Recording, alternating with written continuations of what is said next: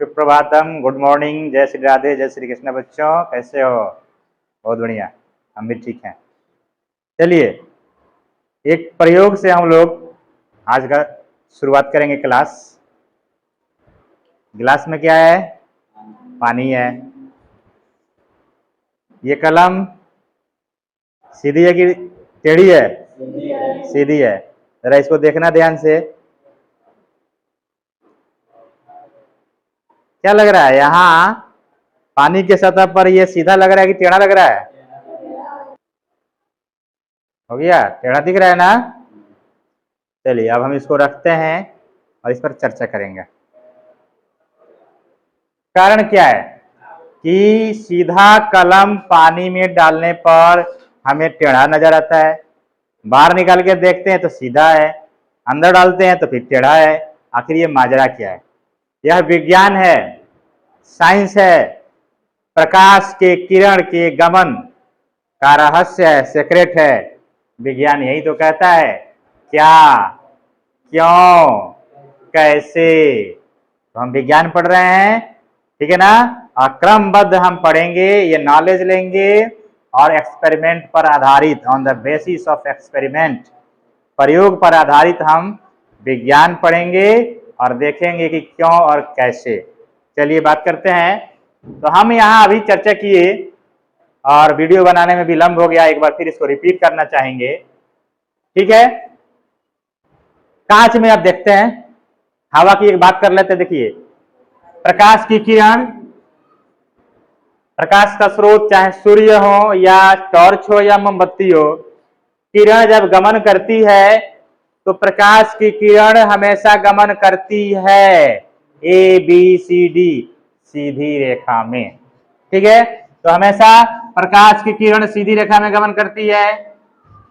जब एक ही माध्यम उसका हो, केवल हवा हो, तो पूरी हवा के बीच, जहां तक हवा होगा ना वहां तक एक सीधी रेखा में गमन करती है, ठीक है?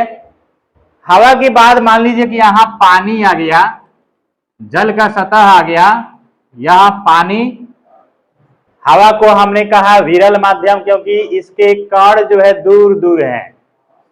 जल को, हवा और जल में दो में जब तुलना कर रहे हैं तो हवा के कण दूर दूर हैं, जल के कण पास पास होंगे, तो इसे हम सघन माध्यम कहेंगे।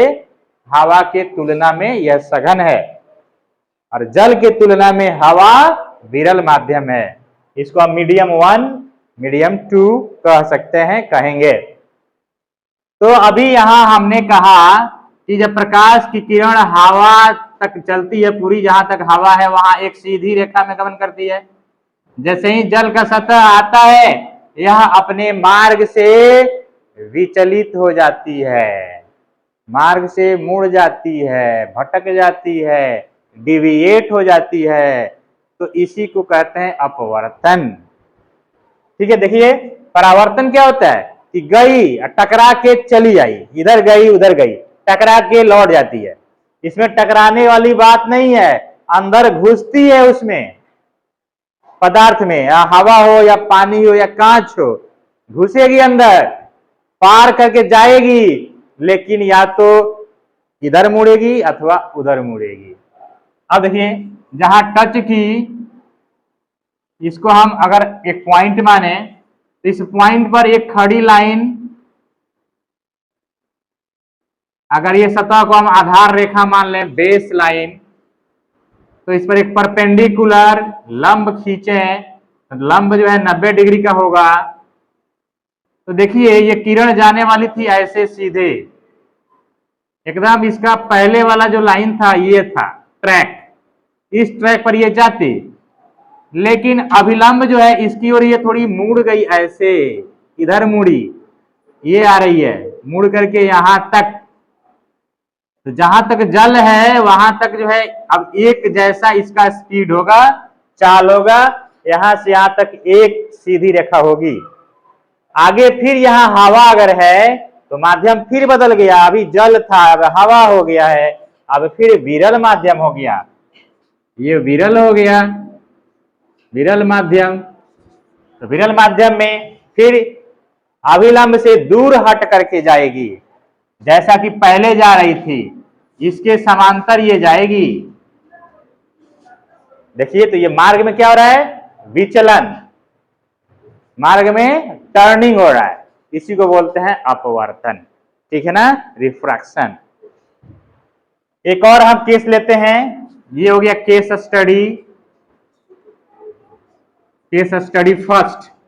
एक और हम केस स्टडी लेते हैं, केस स्टडी सेकेंड। यहां हमारे पास जो माध्यम होगा, दो माध्यम है, एक हवा होगा, ठीक ना, एयर, और एक माध्यम हम लेंगे ग्लास, कांच। ठीक है, देखिए अब प्रकाश की किरण है, यहां हवा में गमन कर रही है, ये हो गया हवा, हम एयर कहेंगे इसको, और माध्यम मीडियम 1 सीधी रेखा में गमन कर रही है। बाय द वे आगे कोई कांच की पट्टी, मान ली ग्लास आ गया, ये एक्सपेरिमेंट हम लोग करके देखेंगे, पहले ये समझ लीजिए फिर देखेंगे। आगे कांच हो गया, शीशा, दर्पण नहीं है, इसमें पेंट नहीं है, आर पार चली जाएगी किरण, प्रवेश कर जाएगी। यहां किरण आई, अब क्या होगा, माध्यम तो यहां बदल गया, यहां जो है हवा है, आगे जो है ये कांच है, ग्लास, इसको बोलेंगे मीडियम 2, माध्यम 2। ये हो जाएगा सघन, इसके पार्टिकल्स पास पास है। देखिए अंगुली जो है ये विरल विरल है क्योंकि दूर दूर है, आइए अंगुली सघन हो गया, सब घने लगे लगे लगे लगे, ये पार्टिकल हो गया, तो ये क्या है, सघन, ये क्या है, विरल। क्लियर, तो सघन में अणु पास पास होते हैं। यहां एक हम 90 डिग्री पर एक लंब खींच दें, ये हो गया अभिलंब, अभिलंब माने परपेंडिकुलर, ये यहां भी वही होगा, इसको जाना चाहिए था सीधे ऐसे, लेकिन नहीं, अविलंब की ओर मुड़ेगी, ऐसे ऐसे मुड़ जाएगी, और फिर जब बाहर निकलेगी तो पहले के जैसे ये होके जाएगी, ऐसे सीधी जाएगी। ठीक है, इधर हवा, यहां कांच, फिर उसके बाद हवा, विरल, माध्यम, सघन, माध्यम, फिर से विरल माध्यम। तो हम कहेंगे कि प्रकाश की किरण जब एक माध्यम से दूसरे माध्यम में प्रवेश करती है तो अपने मार्ग से विचलित हो जाती है, इसे प्रकाश का अपवर्तन कहते हैं। The refraction is an incident whenever the rays of light travels from one medium to another medium. If the air, it travels from air to the glass, it deviates, is turned toward the perpendicular and goes straight. This phenomenon is known as refraction of light. Hindi में समझ में आ गई, अंग्रेजी में भी, कि जब प्रकाश की किरण एक माध्यम से दूसरे माध्यम में प्रवेश करती है तो अपने अविलंब की ओर मुड़ जाती है अथवा अविलंब से दूर हट के जाती है। किरण के मार्ग में इस विचलन को प्रकाश का अपवर्तन कहते हैं। ठीक है, अभी पॉज करिए, लिख देते हैं, उसके बाद फिर से ऑन होगा। तो हमने लिख लिया। अब देखिए प्रकाश का अपवर्तन, प्रकाश की किरण रेज सीधी रेखा में एकदम स्ट्रेट लाइन में गमन करती है। जब एक माध्यम जैसे विरल माध्यम हवा से सघन माध्यम जैसे कांच में प्रवेश की, पानी में प्रवेश की हवा के बाद करती है, तब अपने मार्ग से विचलित, अपने मार्ग से भटक जाती है, डिविएट हो जाती है। क्या हुई, अविलंब की ओर मुड़ती है। देखिए वहां अविलंब की ओर मुड़ी है, जा रही थी सीधे, ये अविलंब है, अंदर मुड़ गई, ठीक ना। तो अभी हम बताए हैं कि जब विरल से सघन में गई तब के लिए, तो अविलंब की ओर मुड़ गई, मुड़ करके जाती है, इसे प्रकाश का अपवर्तन कहते हैं।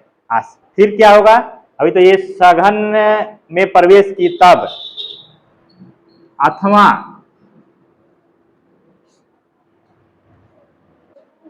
हाँ, तो ये जब अब सघन से जब विरल में जाएगी, फिर बाहर निकलने के समय में आधा के बाद क्या है, सघन से विरल में जाएगी, कांच से हवा में जाएगी या पानी से हवा में जाएगी, तब अविलंब से दूर हट करके जाती है। अविलंब यहाँ है ऐसे, अब यहाँ इसको ऐसे सीधे जाना चाहिए था, लेकिन नहीं, अब दूर हट के उधर जा रही है। तो यह जो है प्रकाश का अपवर्तन, ठीक है। चलिए अब देखिए, ये माइक का जो है साउंड ऑफ था, एक बार फिर रिपीट कर रहे हैं। तो अपवर्तन के नियम, लॉ ऑफ रिफ्रैक्शन, दो नियम इसके हैं, आपतित किरण, अपवर्तित किरण, और सतह पर स्थित आपतन बिंदु O और अविलंब जो खड़ी पाई है, सभी एक ही तल में स्थित होते हैं। नियम नंबर 2 अपवर्तन का, कि आपतन कोण की ज्या साइन आई, अपवर्तन कोण की ज्या, ठीक ना, यहां वाला कांच में देखिए पानी और यह पानी, यह साइन आर, त्रिज्या का अनुपात जब बाई करेंगे, बाटा करेंगे तो हमेशा एक स्थिरांक मिलता है, इसे के से सूचित करते हैं, इसे स्नेल का नियम भी कहा जाता है, ठीक है। इसको थोड़ा और हम लोग क्लियर करें, इसको मिटा देते हैं। मान लीजिए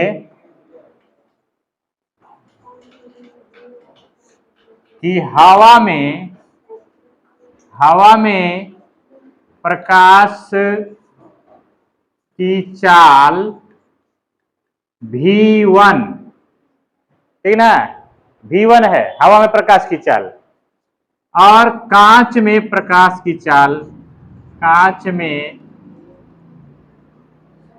प्रकाश की चाल यदि हम मान लें V2 है, तो V2 का अपवर्तनांक यानी दूसरे माध्यम का, माध्यम 2 का अपवर्तनांक क्या होगा, माध्यम 2 का अपवर्तनांक क्या होगा, इसका अपवर्तनांक निकलना है, दूसरा माध्यम का, माध्यम 1 फर्स्ट है हवा, दूसरा है कांच, ये तो पानी वाला था लेकिन कांच वाला हम यहां लिखे थे, मिटा दिए, तो ऊपर लिखेंगे, जगह यहां नहीं है तो यहां लिख दें, चलेगा, ठीक है, समझ लीजिए। तो माध्यम 1 में प्रकाश की चाल बटा माध्यम 2 में प्रकाश की चाल, ये हमारा अपवर्तनांक हो गया n, n से सूचित करते हैं अपवर्तनांक को, रिफ्रैक्टिव इंडेक्स, रिफ्रैक्टिव इंडेक्स, अपवर्तनांक यानी अपवर्तन का अंक अपवर्तनांक है, इसको n से सूचित करते हैं, अंग्रेजी है रिफ्रैक्टिव इंडेक्स, इंडेक्स का मतलब है अंक, क्या अंक आएगा, वही अंक को हम n से नंबर से सूचित करते हैं। तो माध्यम 1 में प्रकाश की चाल, हवा में जो प्रकाश की चाल होगी उसको हम लिखेंगे, यहां मान लिए हैं हवा में प्रकाश की चाल V1, अब बटा V2 हो गया, नीचे कांच में प्रकाश की चाल, हवा कांच की बात करें तो, हवा और जल की बात करेंगे तो हवा में प्रकाश की चाल ऊपर और जल में प्रकाश की चाल नीचे, ठीक है। यहां हम कांच में लिखे हैं, तो हवा वाला ऊपर और कांच वाला नीचे लिखाएगा। यदि हमें पता हो कि हवा में प्रकाश की चाल कितनी होती है, लगभग 3 लाख किलोमीटर प्रति सेकेंड, ठीक है। अब ये आपको याद करना पड़ेगा। तो दोनों को जो है, दोनों में जो प्रकाश की चाल होगी करके ऊपर वाले को भाग दे देंगे नीचे वाले से, जो आएगा वो n निकलेगा, वही अपवर्तनांक हो जाएगा 2 नंबर का, ठीक है। अभी रोकते हैं वीडियो, इसके बाद अभी न्यूमेरिकल बना के दिखाएंगे। हम बना के देखेंगे अपवर्तनांक, रिफ्रैक्टिव इंडेक्स और क्लियर हो जाएगा। यदि हवा में प्रकाश की चाल 3 × 10⁸ मीटर प्रति सेकेंड और जल में प्रकाश की चाल 2.25 × 10⁸ मीटर प्रति सेकेंड है, तो जल का अपवर्तनांक ज्ञात कीजिए। चलिए निकालते हैं। ज्ञात है हवा में प्रकाश की चाल, हवा में प्रकाश की चाल, मान लीजिए कि इसको हम V1 कहते हैं, दिया हुआ है 3 × 10⁸ मीटर पर सेकेंड, मीटर में है। पावर को अगर आप हटा देना चाहते हैं तो हटा दीजिए। 3 पर जो है कितना जीरो हो जाएगा, 8 जीरो हो जाएगा। 4 5 6 7 8, 10 को जब 8 बार लिखेंगे तो पता है ना 8 जीरो हो जाएगा। 3 गुणा इतना करेंगे, इकाई दाई सैकड़ा हजार 10,000 लाख 10 लाख करोड़ 10 ना, 4 4 8, इतना मीटर प्रति सेकेंड हो गया। और जल में